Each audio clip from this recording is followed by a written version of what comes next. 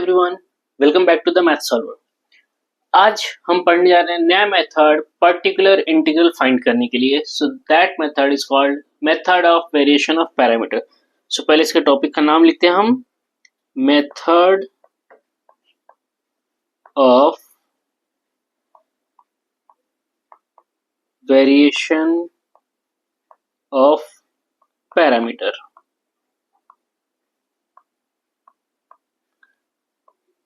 अब एक्चुअली ये मेथड दो टाइप्स के लीनियर डिफरेंशियल इक्वेशन के ऊपर हम एप्लीकेबल करते हैं यहाँ पर, स्पेशली मुंबई यूनिवर्सिटी के सिलेबस में। एक second order linear differential equation और third order linear differential equation. So in this session, first we are going to see the method for second order linear differential equation. Okay, so for second order linear differential equation, okay, इस पे अब अगर हमारे पास ऐसा linear differential equation है जो second order का है, okay, so let the linear differential equation of second order be. So यहां पर हम कंसिडर करते हैं d square y by d x square plus some coefficient, let's call it as m, d y by d x plus n into हमारे पास यहाँ पर हो गया suppose y which is equal to x। Okay, so as we know कि ये अगर ये second order linear differential equation means अगर इसका हम जो ऑक्सिलरी इक्वेशन है उसका अगर रूट फाइंड करेंगे so will get two roots, correct. So दोनों रूट्स या तो वो लीनियर होंगे, नॉट लीनियर, या तो वो रियल होंगे या तो कॉम्प्लेक्स के फॉर्म में, और रिपीटेड नॉन रिपीटेड कुछ भी हो सकते हैं। तो इसका मतलब ये है कि अगर दो रूट्स होंगे तो हमारे पास इसका कॉम्प्लीमेंट्री फंक्शन होगा। सो देयरफॉर कॉम्प्लीमेंट्री फंक्शन, इसका फॉर्मूला हम लिखेंगे C1 इंटू एक आएगा यहाँ हमारे पास यहाँ पर function of x, let's call it as f1x, okay, here it is f1x, okay, plus C2 into f2x। तो ये हो गया हमारा कॉम्प्लीमेंट्री फंक्शन, ओके। तो ये जो f1x है और f2x है ये क्या है, फंक्शन ऑफ x जो C1 और C2 के साथ में। अच्छा, कुछ लोग ये भी कंसिडर कर सकते हैं कि अगर ये कॉम्प्लेक्स रूट्स में आएगा तो क्या ये एक्सपोनेंशियल फंक्शन जो बाहर होता है, ठीक है, उसे कैसे लिखेंगे। तो उस एक्सपोनेंशियल फंक्शन को अंदर मल्टीप्लाई करो तो जो C1 के साथ पूरा एक्सपोनेंशियल फंक्शन और फंक्शन ऑफ x ऐसा कुछ बनेगा वो पूरा हमारे का जाएगा f1x, ओके। तो सिंप्लिसिटी के लिए हम इस f1x को ना कंसिडर कर लेते हैं y1, ओके। सो लेट ये जो हमारा f1x है इसे कंसिडर कर लेते हैं y1 और f2x को इसे कंसिडर कर लेते हैं y2, okay. So therefore CF becomes CF is equal to C1 y1 plus C2 y2, okay. तो ये हो गया हमारा कॉम्प्लीमेंट्री फंक्शन, मींस जो C1 के साथ फंक्शन है वो हो गया हमारा y1 और C2 के साथ है जो हमारा फंक्शन हो गया y2, okay. Now by using method of variation of parameter जो हमारा पर्टिकुलर इंटीग्रल होगा, okay, so by using method of variation of parameter, okay, इसे अगर हम यूज करते हैं तो जो हमारा पर्टिकुलर इंटीग्रल होगा, ओके, पर्टिकुलर इंटीग्रल की वैल्यू जो होगी हमारा u into y1 plus v into y2, okay, u into y1 plus v into y2। y1 y2 क्या है, C1 और C2 के साथ जो फंक्शन है वो। अच्छा, अब इसके बाद जो u और v क्या है, ठीक है। सो हमारे पास where u is equal to minus integral, ठीक है, ये जो फंक्शन है हमारा y2 into x upon w dx, और जो v है हो जाएगा integral y1 into x upon w dx, okay. So अभी हमें तो पता है कि y1 y2 क्या है और कैपिटल X क्या है, लेकिन what is W here? So W जो है वो है हमारा Wronskian of y1 and y2 and W is Wronskian of y1 and y2। अब इसे फाइंड कैसे करते हैं? तो जो W है, सो देयरफॉर जो W है इसे हम लिखते हैं डिटर्मिनेंट ऑफ ये y1 ये y2 और सेकेंड रो जो होगा इस y1 y2 का डेरिवेटिव, तो ये हो जाएगा y1 derivative and y2 derivative. ये हो गया हमारा Wronskian। तो इसके क्या करेंगे हम Wronskian? तो हम मेथड में क्या करेंगे, सबसे पहले हम कॉम्प्लीमेंट्री फंक्शन फाइंड करेंगे। कॉम्प्लीमेंट्री फंक्शन में से हम y1 y2 फाइंड करेंगे, उससे मिलने के बाद हम फाइंड करेंगे Wronskian और उसकी हेल्प से हम फाइंड करेंगे uv। After that will put in PI's formula. Okay, simple method. Okay, so first step we'll find complementary function. Second step उस complementary function में से हम find करेंगे y1 y2। अब y1 y2 की हेल्प से हम थर्ड स्टेप में फाइंड करेंगे Wronskian की value, that is W। Okay, now fourth step में हम फाइंड करेंगे u और v की वैल्यू और फिफ्थ स्टेप में हम क्या करेंगे, इसमें पुट कर देंगे कॉम्प्लीमेंट्री फंक्शन में। Okay, so now let's see one problem based on this so that we'll get it more clear. So problem, okay, so see it carefully. So first one I have d square plus 4 into y is equal to 4 times sec square x. Okay, so solve it, not sec x, it is sec square 2x by method of variation of parameter. Okay, solve. Okay, solve d square plus 4 into y is equal to 4 sec square 2x by using method of variation of parameter. So solution, so see it carefully. So first step क्या करेंगे, हम इसका complementary function find करेंगे। Complementary function के लिए हमें चाहिए auxiliary equation. So the auxiliary equation is d square plus 4 is equal to 0, correct? So by using this one we'll get d square is equal to minus 4, so d की जो value होगी plus minus 2i, so d is equal to plus minus 2i। Okay, now तो इसकी help से अब ये हो गया कॉम्प्लेक्स रूट।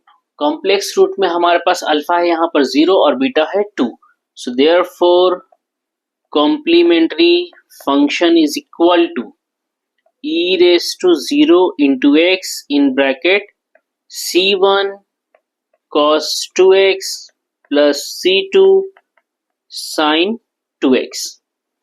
ओके, अच्छा c1 e1 e raised to 0 means 1 हो गया।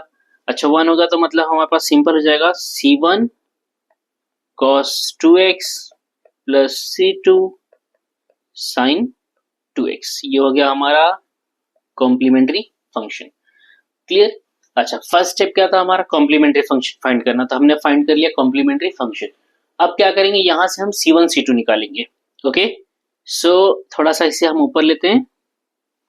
सो देयरफॉर यहां पर जो y1 है, y1 की value, so y1 is equal to cos 2x and y2 is equal to sin 2x।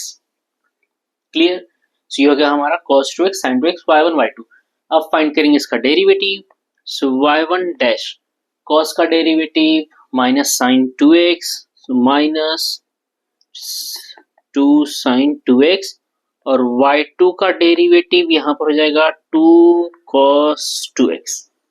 Okay, so now therefore w is equal to y1 y2 y1 dash y2 dash which is equal to y1 cos 2x y2 sin 2x y1 dash हमारा यहाँ पर minus 2 sin 2x and y2 dash is 2 cos 2x.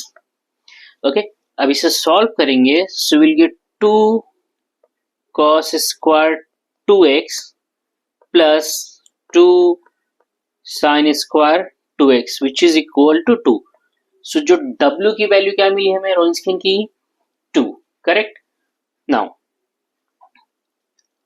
अब हम find करेंगे यहाँ पर जो हमारा पर्टिकुलर इंटीग्रल है वो है u into y one plus v into y two. तो u और v की वैल्यू फाइंड करेंगे. So now u is equal to minus integral, formula क्या था हमारा y2 into x upon w dx. Okay, so ये हो गया माइनस इंटीग्रल. अच्छा y2 क्या था, so let's see.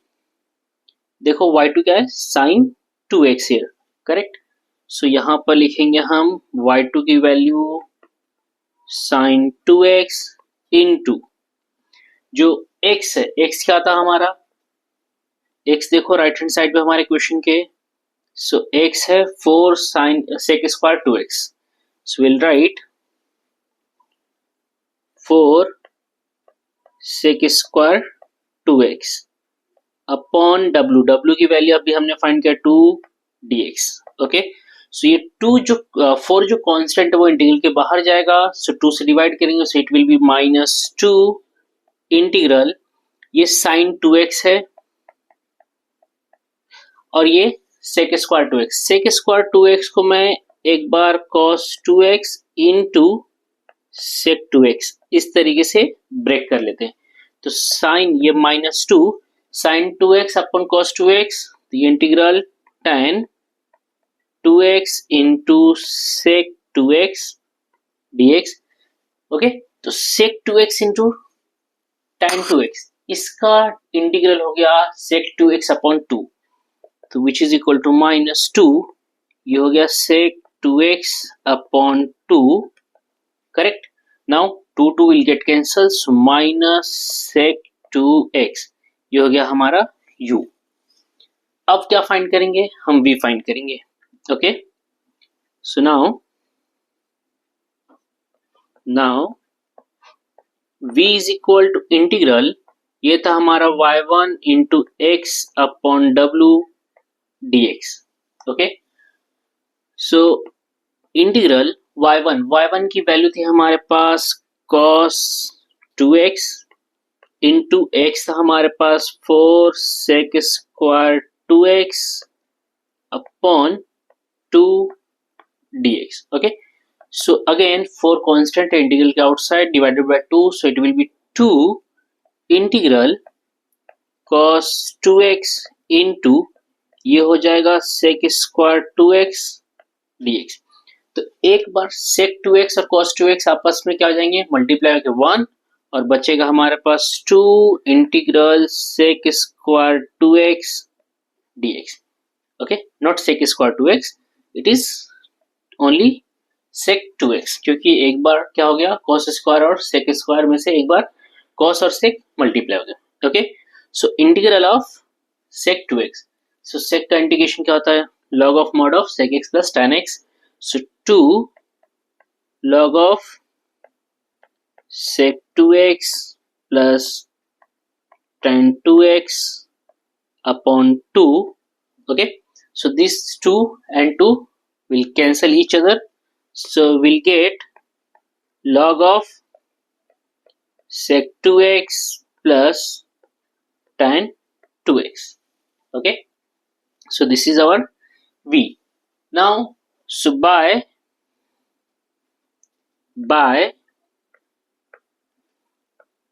method of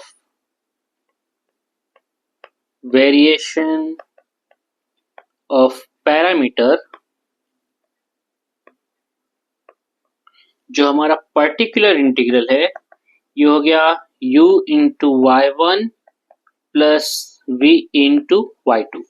okay, so जो हमारे पास u था, हमारा u क्या था, सो देख लेते हैं हमारे पास u क्या था.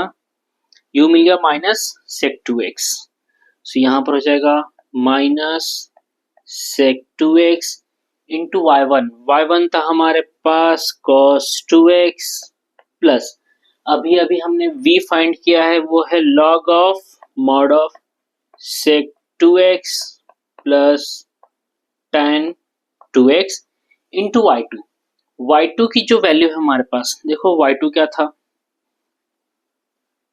y2 where is y2 sin 2x. Okay, so यहां हम पुट करेंगे इंटू sin 2x. ओके, तो ये sec 2x into cos 2x मिलके बन गया -1 प्लस इस sin 2x को आगे लिख लेते हैं इन ब्रैकेट और into log of in bracket sec 2x plus tan 2x. So this is our particular integral. Correct? So particular integral मिल गया. अब क्या करेंगे? Complete solution. So therefore general solution is y is equal to, क्या होता था हमारा general solution, complementary function plus particular integral. तो देखो पर्टिकुलर इंटीग्रल हमारे पास है, कॉम्प्लीमेंट्री फंक्शन था हमारा c1 cos 2x plus c2 sin 2x plus अभी हमारा पर्टिकुलर इंटीग्रल सो -1 plus sin 2x into log ऑफ sec 2x plus tan 2x. okay, so this is our complete solution.